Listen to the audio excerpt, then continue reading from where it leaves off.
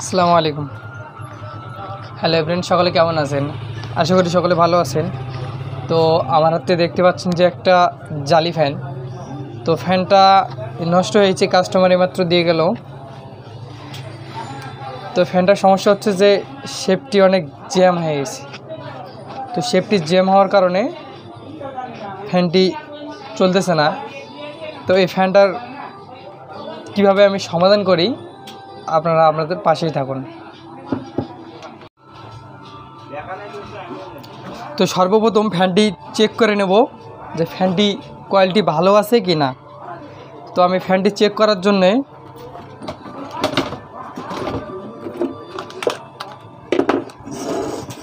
Series লাইনে দিয়ে check করে নেব। তো ফ্যানটি চেক করার জন্য প্রথমে টুকরো তার নেবেন, নেওয়ার পর সিরিজ লাইনে দেবেন। সিরিজ লাইনে দিলাম, এখন চেক করব।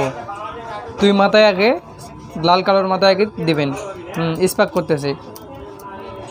করতেছে। এরপর ক্যাপাসিটর লাইনে, হ্যাঁ দেখেন সিরিজ লাইনটি একটু হালকা জ্বলতেছে। আবার আরেক সাইড দেখেন, হ্যাঁ সুন্দর জ্বলতেছে, তার মানে কোয়ালিটি ভালো আছে। আমি আরেক সাইড দিয়ে দেব, হ্যাঁ স্পার্ক করতেছে, হ্যাঁ লাইনটি সচল আছে। তো সঠিক বুদ্ধি হচ্ছে যদি এখানে ক্যাপাসিটরের লাইনটি লাগাই দিবেন। যদি ক্যাপাসিটরের লাইনে স্পার্ক করে দুই দিকেই, তাহলে মনে করবেন যে ফ্যানটির কোয়ালিটি ভালো আছে। তখন শেপ আর বিয়ারিং চেঞ্জ করে দিলে ফ্যানটি রানিং হয়ে যাবে। তো এখন ফ্যানটি খুলে নেব।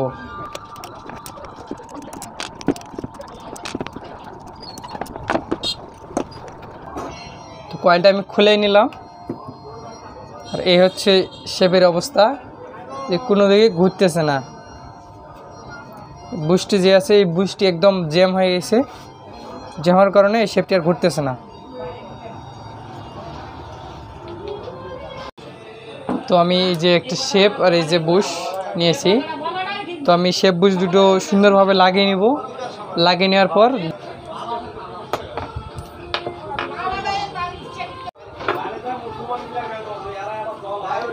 সুন্দর করে আমি লাগিয়ে নিচ্ছি।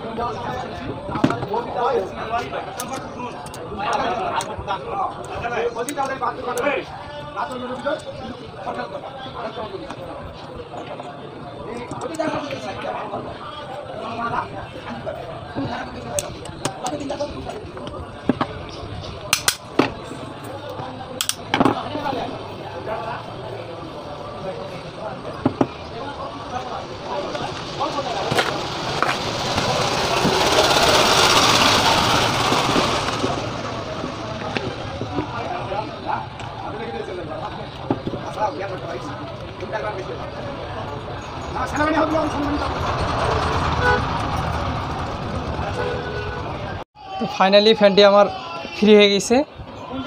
তো এখন আমি ফ্যানটি কারেন্টে লাগিয়ে টেস্ট করব।